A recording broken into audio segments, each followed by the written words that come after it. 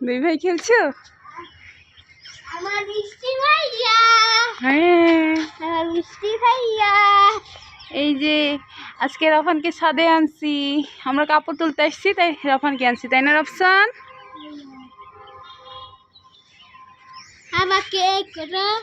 এই তো আমার রফসান। রফান শুধু রফসানকে দেখে।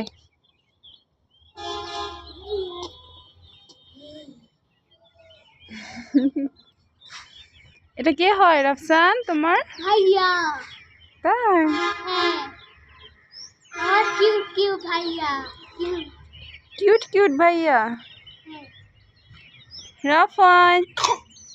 ওরে বাবা, ওরে বাবু কাছে আসছে। বাবুর কাশি হয়েছে। রফান তোমার ভালো লাগছে? হাতে পুড়ে যেতে ভালো লাগছে।